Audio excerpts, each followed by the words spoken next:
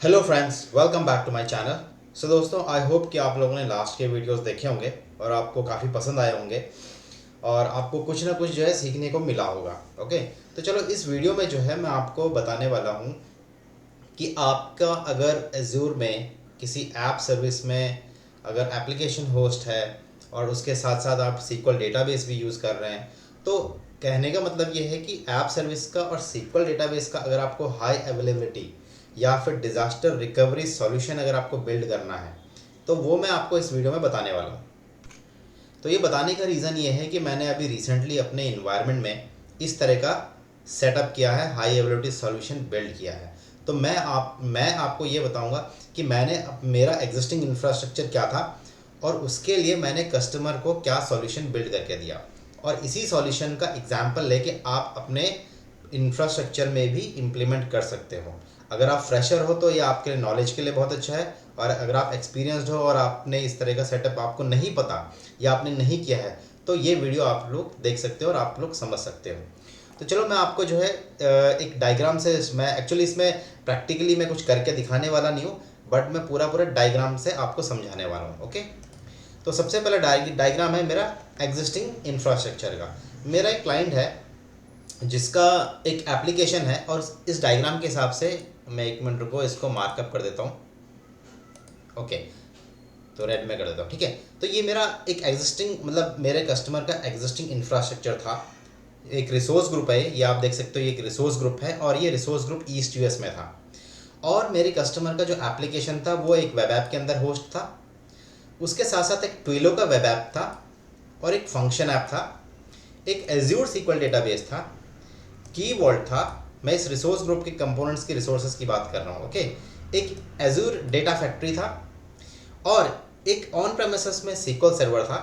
अब इनकी कनेक्टिविटी कैसी थी पहले मैं आपको ये समझाता हूँ। तो ये मेरा एग्जिस्टिंग इंफ्रास्ट्रक्चर था मेरे क्लाइंट का। अब मेरे क्लाइंट का इशू क्या था कि उसके जो कस्टमर्स थे वो बेसिकली वेस्ट यूरोप के कस्टमर्स थे, ईस्ट यूएस के बहुत ही कम कस्टमर्स थे। लेकिन ये एप्लीकेशन का इंफ्रास्ट्रक्चर जब ये 2.5 साल पहले बिल्ड हुआ था, तो तभी पता नहीं किसने जो है ईस्ट यूएस में बनाया था। और हमारे पास जो है ये एप्लीकेशन जो हमने ऑनबोर्ड किया अपने सपोर्ट में, ये 1.5 साल पहले किया। तो जब 1.5 साल पहले मैंने और मेरे कलीग ने इसका हैंड ओवर लिया था कस्टमर से सपोर्ट में लेने के लिए, तब हम लोगों ने उनसे समझा, अंडरस्टैंड किया। तो हमने बोला कि यार ये आपका जो रिसोर्सेज है ना, ये ईस्ट यूएस में बने, जबकि आपका जो रिक्वायरमेंट है कि भाई आपके कस्टमर्स जो है वेस्ट यूरोप में है। तो आइडियली जो है आपके जो रिसोर्सेज है, जो एप्लीकेशन है या जो डेटाबेस है, जो कुछ भी कंपोनेंट्स है, वो आपको वेस्ट यूरोप में होने चाहिए, क्योंकि आपके मेजरली कस्टमर्स जो है वेस्ट यूरोप के हैं। अब प्रॉब्लम क्या आता था मेरे कस्टमर को कि ईस्ट वेस्ट रीजन में रिसोर्सेज थे, कस्टमर जो थे वेस्ट यूरोप के थे, तो उनको लेटेंसी का इशू आता था, ये कई बार कनेक्शन डिस्कनेक्शन का इशू आता था। ये सब इश्यूज आते थे और हम लोग ट्रबल शूट कर करके थक गए थे। तो फाइनली हम लोगों ने, मैंने उनको आइडेंटिफाई करके सॉल्यूशन दिया कि भाई हम लोग आपका वेस्ट यूरोप में माइग्रेट कर देंगे, यानी कि वेस्ट यूरोप रिसोर्स ग्रुप बनाएंगे एक नया, उसमें सारा का सारा इंफ्रास्ट्रक्चर नया बनाएंगे, नया कोड डिप्लॉय करेंगे, सब कुछ नया सेटअप करके देंगे, साथ ही साथ आपको एक हाई अवेलेबिलिटी सॉल्यूशन भी बिल्ड करके देंगे। अब क्योंकि ये आप अगर इस स्ट्रक्चर को देख रहे हो, इंफ्रास्ट्रक्चर को, तो ये एक सिंगल रिसोर्स ग्रुप है, इसमें सिंगल रिसोर्सेज बने, यानी कि ये आपका single point, single failure application हो गया। इसमें जो है अब इनका कस्टमर का जो मेन एप्लीकेशन था वो इस वेब ऐप में होस्ट था, फिर एक ट्विलो था। अब ये कनेक्टेड कैसे थे कि ये मान लो ये एंड यूज़र था, मैं एप्लीकेशन का नाम नहीं बताऊंगा बिकॉज वो मेरे कंपनी के, मेरे क्लाइंट के इंफॉर्मेशन कंप्लायंस के पॉइंट ऑफ व्यू से आ जाएगा। तो एक एंड यूज़र था, एंड यूज़र क्या करता, इस एप्लीकेशन को एक्सेस करता था। एप्लीकेशन को जब एक्सेस करता था, लॉगिन करता था, जो लॉगिन मैकेनिज्म था वो आपका ये क्या करता था, वो कीवर्ड से उठाता था। क्या उठाता था कीवर्ड का, सीक्वल डेटाबेस का आईडी एंड पासवर्ड, ये कनेक्शन स्ट्रिंग उठाता था। और ये कीवर्ड से उसके बाद फिर वापस जो है सीक्वल डेटाबेस के पास जाके डेटाबेस में से यूज़र आईडी और पासवर्ड लेता था, लॉगिन करता था। लॉगिन करने के बाद अब इसमें दो पॉइंट था, एक कि उसको मान लो इस एप्लीकेशन के थ्रू कुछ डेटा इंसर्ट करना है या कुछ ऐड करना है, तो अगेन प्रोसेस वही होता था कि कीवर्ड पे जाता था, कनेक्शन स्ट्रिंग उठाता था और सीक्वल डेटाबेस से पिक उसमें जाके इंसर्ट करता था। दूसरा एक ट्विलो एक ऐप है, ये आपका एक थर्ड पार्टी एप्लीकेशन है। बेसिकली ये एक काइंड ऑफ एक एप्लीकेशन है कि जिसमें जो है आप कॉल्स को रिसीव कर सकते हो, कॉल्स को सेंड कर सकते हो या मैसेजेस को सेंड कर सकते हो। तो वो उनका एप्लीकेशन का इंफ्रास्ट्रक्चर ऐसा था कि उन्होंने थर्ड पार्टी एक ट्विलो जो ऐप था या वेब एप्लीकेशन थी उनके साथ इंटीग्रेशन कर रखा था।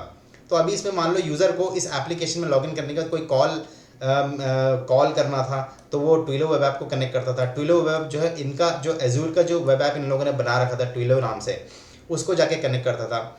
उसके बाद जाके फिर जो है वो फंक्शन को ट्रिगर करता था। फंक्शन जो है वापस से कीवर्ड से डेटाबेस का ये क्या बोलते हैं कनेक्शन स्ट्रिंग उठाता था और वापस से डेटाबेस में एंट्री करता था। अब बात आती है एडीएफ की और ऑन प्रेम की। तो इनका जो है आधा डेटा तो जैसे कि मैंने आपको समझाया कि जो है एंड यूज़र इस एप्लीकेशन के थ्रू डेटा एक सीक्वल डेटाबेस में मल्टीपल टेबल्स थी उस टेबल में इंसर्ट करता था, और कुछ टेबल ऐसी थी जो ऑन प्रेमिसेस के सीक्वल सर्वर से एडीएफ के थ्रू एज्यूर सीक्वल डेटाबेस में जाके इंसर्ट होता था। तो एडीएफ यहाँ पर वो पार्ट करता था कि एडीएफ में क्या होता था कि इन लोगों ने ये जो ऑन प्रेमिसेस सीक्वल सर्वर है इसमें एडीएफ का एक एजेंट होता है, इंटीग्रेशन रन टाइम एजेंट, वो इन लोगों ने डाल रखा था और एडीएफ को कनेक्ट कर रखा था, और यहाँ से डेटा जो है दूसरे किसी टेबल में एज्यूर सीक्वल डेटाबेस में जाता था एडीएफ के थ्रू। अब ये एडीएफ में भी जो है इस डेटाबेस की जो कनेक्शन स्ट्रिंग्स हैं या डिटेल्स है लॉगिन क्रेडेंशियल्स या फिर इस ऑन प्रेमिसेस की सीक्वल डिटेल्स है वो अगेन वो कीवर्ड को कनेक्ट करके यहाँ से सीक्वल डेटाबेस में एंट्री करता था। ठीक है, अब मैं इसको ज़रा इरेज कर देता हूँ क्योंकि बहुत ज़्यादा वो हो गया। तो आई होप कि अभी तक आप फ्लो समझ गए कि कैसा था। ठीक है, यानी कि कीवर्ड था, कीवर्ड सारे के सारे सीक्वल डेटाबेस का सीक्रेट्स हो गया, या फिर वेब ऐप का क्लाइंट आईडी और सीक्रेट हो गया, या फिर सीक्वल का क्लाइंट आईडी और सीक्रेट हो गया, सॉरी सीक्वल का लॉगिन आईडी पासवर्ड हो गया, या फिर आपका ऑन प्रेमिस सीक्वल सर्वर का क्रेडेंशियल्स हो गए यहाँ पर स्टोर होता था। और ये जो रिस्पेक्टिव एप्लीकेशंस थी ये कीवर्ड को कनेक्ट करके सारे का सारे क्रेडेंशियल्स उठा के रिस्पेक्टिव डेस्टिनेशन पे डेटा को पुश करते थे या पब्लिश करते थे ये सब, या फिर एप्लीकेशन को पब्लिश करते थे। तो ये इनका सिंगल पॉइंट ऑफ एप्लीकेशन था। जहाँ पर अब प्रॉब्लम क्या आ रहा था कि माइक्रोसॉफ्ट के साइड से ना कभी कभी ऐसा होता था कि उनका मान लो ये ईस्ट यूएस में बने हुए सारे रिसोर्सेज राइट, तो ईस्ट यूएस में उनका सीक्वल डेटाबेस में कुछ मेंटेनेंस एक्टिविटी है तो उनका डेटाबेस उस टाइम तक के लिए डाउन रहता था। या फिर वेब ऐप में माइक्रोसॉफ्ट की साइड से उस रीजन में उस डेटा सेंटर में ये इशू रहता था कि वेब ऐप जो है उनका डाउन है, और माइक्रोसॉफ्ट जैसे कि मैं लास्ट के वीडियोस में बता चुका हूँ कि माइक्रोसॉफ्ट जब भी प्लान मेंटेनेंस करता है तो आप सर्विस हेल्थ में जाके चेक कर सकते हो कि भाई क्या प्लान मेंटेनेंस है। तो उस केस में क्या होता था उनका एप्लीकेशन नहीं चलता था, या फिर उस ईस्ट यूएस में अगर मान लो फंक्शन ऐप में कुछ इशू है ऐप सर्विस पे तो फंक्शन ऐप नहीं चलता था, या फिर सीक्वल है तो सीक्वल डेटाबेस के ऊपर मेंटेनेंस है तो सीक्वल नहीं चलता था। तो प्रॉब्लम क्या आता था कि भाई ये प्रोडक्शन एप्लीकेशन थी और सिंगल एप्लीकेशन थी, मतलब इसका कोई हाई अवेलेबिलिटी सॉल्यूशन नहीं था, ना ही कोई डिजास्टर रिकवरी था।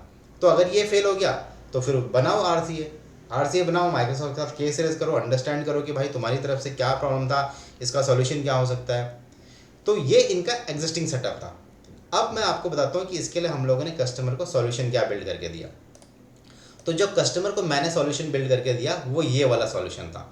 एंड यूज़र सेम रहेगा आपका, इसको भी मैं मार्कअप कर देता हूँ। एंड यूज़र आपका जो एप्लीकेशन एक्सेस करता है और एक थर्ड पार्टी टूल एप्लीकेशन था। तो अभी कैसा था कि अब इसके लिए हम लोगों ने क्या किया, एक नया रिसोर्स ग्रुप बनाया। ओके, एक रिसोर्स ग्रुप बनाया, ये एक रिसोर्स ग्रुप है। इस रिसोर्स ग्रुप के अंदर मैंने क्या किया, दो रीजन के रिसोर्सेज बनाए सिमिलर, यानी कि मैंने एक वेब ऐप 1 बनाया जिसमें आपका मेन एप्लीकेशन जो होस्ट था जो इस वाले डायग्राम में है। ओके, देन उसके बाद फिर एक ट्विलो ऐप बनाया जो कि यहाँ पर आपको पहले वाले उसमें दिख रहा था। फिर उसके बाद मैंने एक फंक्शन ऐप बनाया, एक सीक्वल डेटाबेस बनाया और एक कीवर्ड बना दिया। ये बनाया मैंने वेस्ट यूरोप रीजन में। सेम रिसोर्स ग्रुप में मैंने एक नॉर्थ यूरोप में फिर वेब 2 बनाया, ट्विलो का वेब 2 बनाया, फंक्शन ऐप 2 बनाया, सीक्वल डेटाबेस 2 बनाया और कीवर्ड 2 बनाया। ये बनाया मैंने नॉर्थ यूरोप में। अब क्योंकि क्लाइंट जैसे कि मैंने बताया कि क्लाइंट जो था हमारा वो वेस्ट यूरोप या यूरोपियन रीजन से ज़्यादा कस्टमर्स थे, तो ईस्ट यूएस से कोई लेना देना था ही नहीं। अब इसीलिए जो है इसको high availability solution plus DR solution बनाने के लिए मैंने क्या सजेशन दिया कस्टमर को कि हम लोग वेस्ट यूरोप में आपके सेम रिसोर्सेज बनाएंगे नए रिसोर्स ग्रुप में, और नॉर्थ यूरोप की और उसी रिसोर्स ग्रुप में नॉर्थ यूरोप रीजन में सेम रिसोर्सेज बनाएंगे। अब इसके लिए देखो कैसे मैंने जो है हाई अवेलेबिलिटी या डीआर सॉल्यूशन बिल्ड किया। ये दो पैरेलली बना दिए और इनके बीच में एक ट्रैफिक मैनेजर लगा दिया, क्योंकि ट्रैफिक मैनेजर आपका जो है ग्लोबल रिसोर्स है। ठीक है, एप्लीकेशन गेटवे लगा नहीं सकते क्योंकि एप्लीकेशन गेटवे आपका रीजनल रिसोर्स पे काम करता है। अब ग्लोबल में या तो आपका फ्रंट डोर करता है या तो आपका ट्रैफिक मैनेजर करता है। तो मेरे हिसाब से ट्रैफिक मैनेजर सुटेबल था, तो इसलिए मैंने बीच में एक ट्रैफिक मैनेजर लगा दिया और इन दोनों को इस ट्रैफिक मैनेजर के बैक एंड में ऐड कर दिया। उसी तरह ट्विलो के लिए भी मैंने एक ट्रैफिक मैनेजर बनाया और ट्विलो के इस ट्विलो को ट्रैफिक मैनेजर के बैक एंड में मैंने ये दोनों अजूर ऐप सर्विसेज बाइंड कर दिए। फंक्शन ऐप थे, इसके लिए कोई डीआर का सॉल्यूशन ज़रूरत नहीं था क्योंकि ये इंडिपेंडेंटली वर्क कर रहे थे, क्योंकि ये एक इनसे कनेक्टेड थे, इनसे इंटरकनेक्टेड थे ये। सिक्वल डेटाबेस जो है हमने एक वेस्ट यूरोप में बनाया, एक नॉर्थ यूरोप में बनाया। अब इसका जो है हमने फेल ओवर ग्रुप बना दिया, यानी कि फेल ओवर ग्रुप में क्या होगा कि यहाँ का डेटाबेस जो है आपका नॉर्थ यूरोप के डेटाबेस में जाकर सिंक हो जाएगा, रेप्लिकेट होता रहेगा। कीवर्ड हमने वेस्ट यूरोप में बनाया, एक नॉर्थ यूरोप में बनाया। इसका फेल ओवर की ज़रूरत नहीं है क्योंकि इसमें जो है बहुत ही रेयर मेंटेनेंस एक्टिविटी आती है माइक्रोसॉफ्ट की साइड से। एडीएफ में भी बहुत ही रेयर मेंटेनेंस एक्टिविटी आती है, इसीलिए एडीएफ का कोई डीआर सॉल्यूशन नहीं बन सकता। मेरी नॉलेज के हिसाब से कोई भी हाई अवेलेबिलिटी सॉल्यूशन तो मेरे पास अवेलेबल नहीं है, जहाँ तक मैंने पढ़ा है या रिसर्च किया है इसका कोई हाई अवेलेबिलिटी सॉल्यूशन बन नहीं सकता। इसीलिए एडीएफ आपका एक ही कंपोनेंट रखा है यहाँ पर। और ऑन प्रेमिसेस में तो ऑन प्रेमिसेस ही है, ये आपका ऑन प्रेमिसेस सिक्वल सर्वर है।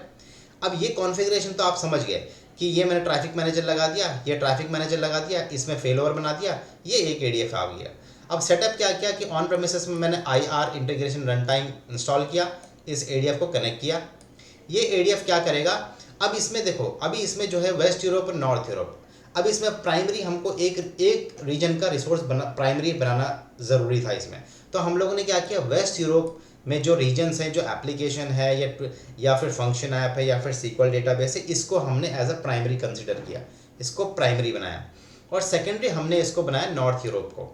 यानी कि इन केस अगर मान लो मेरा वेस्ट यूरोप का अगर ऐप सर्विस मेरा डाउन होता है या सीक्वल डेटाबेस डाउन होता है तो ये ऑटोमेटिक फेल ओवर होकर सीक्वल डेटाबेस 2 में चले जाएगा, यानी कि जो कि नॉर्थ यूरोप के डेटाबेस में जाएगा। यानी कि जब मैं यहाँ पर बोल रहा हूँ कि प्राइमरी मेरा रहेगा वेस्ट यूरोप, तो मेरा सारा का सारा read and write operation west Europe में ही रहेगा। अब इसका ये तो बैकएंड में कॉन्फ़िगर कर दिया, लेकिन एक्सेस कैसे होगा। अब आपको पता होगा कि हम जो भी प्रोडक्शन में एप्लीकेशन लगाते हैं उस एप्लीकेशन पे फ्रंट एंड पे हम लोग एक कस्टम डीएनएस नेम बाइंड करते हैं। यानी कि अब मैं आपको तीसरा स्नैपशॉट दिखाता हूँ कि सेटअप क्या किया। ये मेरा वेब 1 है, इसको भी मार्कअप कर देता हूँ। ये मेरा वेब 1 है, ये मेरा वेब 2 है, ये मेरा ट्विलो वेब ऐप 1 है, ये ट्विलो 2 है। ये मैं ट्विलो कौन सी बात कर रहा हूँ, ये वाला एज्योर के रिसोर्स की, एज्योर के वेब ऐप की बात कर रहा हूँ मैं, थर्ड पार्टी एप्लीकेशन की बात नहीं कर रहा हूँ। इसको मैं अभी बताता हूँ इसके बारे में। ये हो गया। अब मैंने क्या किया, ये आपका एज्योर डीएनएस होता है जब आप ऐप सर्विस बनाते हो। इसको मैंने एक कस्टम डीएनएस दे दिया myweb.sandeep.com। ये एक है, इसका एज्योर वेबसाइट .net है, इसका एक कस्टम डीएनएस दे दिया। वेब 2 का मैंने एक दूसरा myweb2.sandeep.com दे दिया और ट्विलो वेब ऐप के लिए मैंने mytwilo.sandeep.com दे दिया। अब मुझे करना क्या था कि ये मैंने कस्टम डीएनएस तो दे दिए। कस्टम डीएनएस का मतलब ये होता है कि आपको जो है डीएनएस में जाके ए रिकॉर्ड या सी नेम रिकॉर्ड बनाना पड़ता है, ठीक है, क्योंकि मेरे पास मान लो ये डोमेन है, इस डोमेन में मैंने ये रिकॉर्ड बना दिए। अब मैंने क्या किया, SSL सर्टिफिकेट भी रेज किया, क्योंकि आपका प्रोडक्शन एप्लीकेशन है तो SSL सर्टिफिकेट बाइंड करना होता है आपको। तो मैंने क्या किया, मैंने एक सिंगल SSL सर्टिफिकेट रेज किया इस नाम से माई ओरिजिनल वेब डॉट, क्योंकि आपका फ्रंट एंड पे तो जो एंड यूज़र रहेगा वो माई वेब 1 या माई वेब 2 से एक्सेस नहीं करेगा, उसको तो एक फ्रंट एंड पे एक कॉमन आपका URL चाहिए। तो मैंने एक कॉमन URL दिया उस सर्टिफिकेट में, सर्टिफिकेट रेज करने के टाइम पे। और ये दो जो DNS नेम है, ये मैंने बोला कि भाई मुझे एक सर्टिफिकेट चाहिए जिसमें मेरा एक कॉमन नेम रहेगा और बाकी के दो मेरे सैन लिस्ट में ऐड रहेंगे, ठीक है। उसी तरह ट्विलो के लिए मैंने एक कॉमन नेम डिसाइड किया और उस सर्टिफिकेट के सैन लिस्ट में मैंने ये दो DNS ऐड कर दी, ये दो सर्टिफिकेट्स बाइंड कर दिए। अब मेरे पास क्या होगा, ये वाला जो सर्टिफिकेट है एक सर्टिफिकेट और ये दूसरा सर्टिफिकेट, ये वाला जो है इसको मैंने इन दोनों वेब ऐप में मैंने बाइंड कर दिया और ये ट्विलो वाला है इसको मैंने ट्विलो वाले में बाइंड कर दिया। अब मेरा काम हो गया सर्टिफिकेट का। अब बात है कि ये दोनों वेब ऐप तो इस ट्रैफिक मैनेजर में बाइंड है, राइट।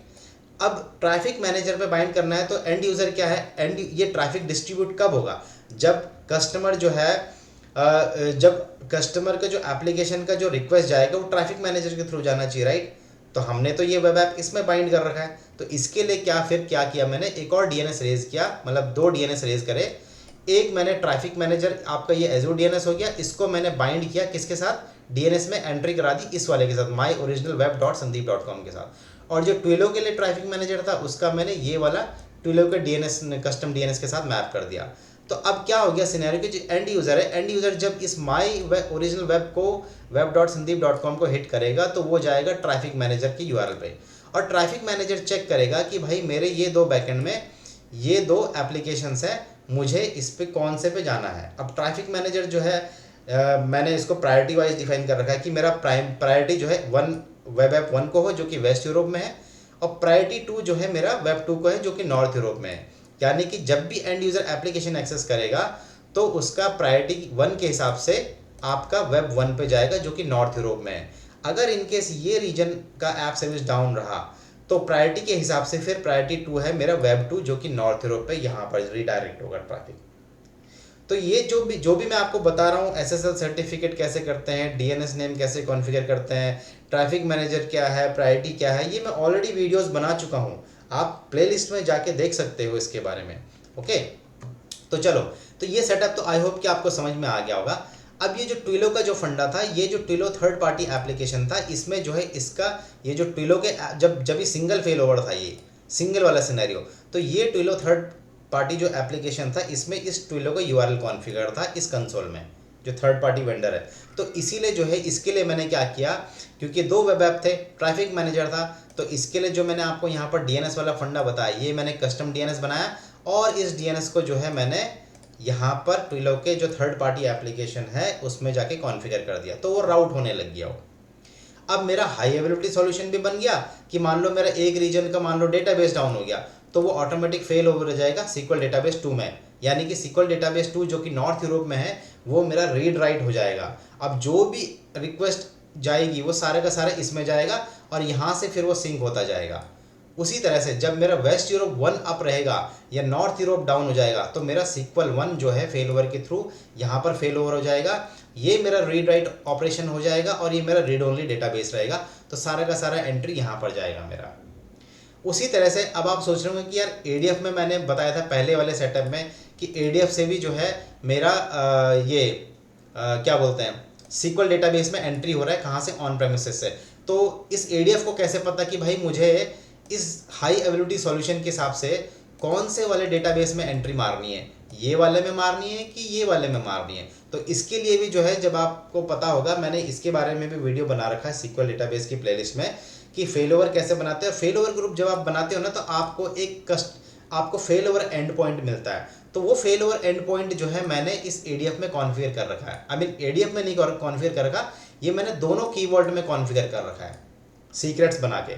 तो अब ADF क्या कर रहा है, ADF क्या कर रहा है, वो कीवर्ड को कनेक्ट करता है जिस भी रीजन का है, और कीवर्ड को कनेक्ट करके वो फेल ओवर एंड पॉइंट निकालता है और SQL डेटाबेस को आइडेंटिफाई करता है कि भाई मेरा प्राइमरी तो ये है, तो वो सारा का सारा डेटा जो है यहाँ से जाके यहाँ चले जाएगा। जैसे ही मान लो ये डाउन हो गया और फेल ओवर हो गया SQL डेटाबेस 2 में, तो ADF क्या चेक करेगा कि अच्छा मेरा ये तो डाउन है, तो वो क्या करेगा, वापस से कीवर्ड 2 से जाएगा, कीवर्ड 2 से पिक करके सारा का सारा की जो है कनेक्ट करके SQL डेटाबेस 2 में चले जाएगा, क्योंकि SQL डेटाबेस 2 आपका फेल ओवर हो चुका है इसमें और ये आपका रीड राइट डेटाबेस बन चुका है। तो गाइज ये था आपका पूरा सेटअप स्टार्ट से लेकर एंड तक।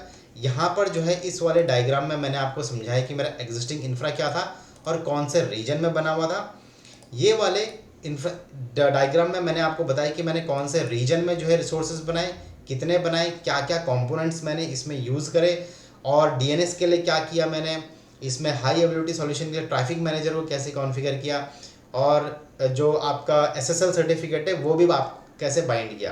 तो ये एक कंप्लीट स्टार्ट से लेकर एंड तक आपका high availability plus disaster recovery solution है आपके एज्योर ऐप सर्विसेज के लिए प्लस SQL डेटाबेस के लिए। तो दोस्तों इस वीडियो में इतना ही था। आई होप कि जो है आपको ये सॉल्यूशन अच्छा लगा होगा और आप इस सॉल्यूशन को यूज़ कर सकते हो अपने इंफ्रास्ट्रक्चर में, अगर आप जॉब कर रहे हो एज्योर में, और अगर आप नहीं भी कर रहे हो तो एटलीस्ट आपकी नॉलेज के लिए तो है कि हाँ भाई आपको किस तरह से आपको हाई अवेलेबिलिटी सॉल्यूशन या डिजास्टर रिकवरी सॉल्यूशन आपको बिल्ड करना है। तो दोस्तों इस वीडियो में इतना ही था। उम्मीद करता हूँ आपको वीडियो अच्छा लगा होगा, आपको ये डायग्राम पूरा इंफ्रास्ट्रक्चर समझ में आया होगा। वीडियो अच्छा लगा तो वीडियो को लाइक करो, शेयर करो, चैनल को सब्सक्राइब करो। तो इस वीडियो में इतना ही, मिलते हैं अब अगले वीडियो में नए टॉपिक के साथ। So friends, thanks for watching this video.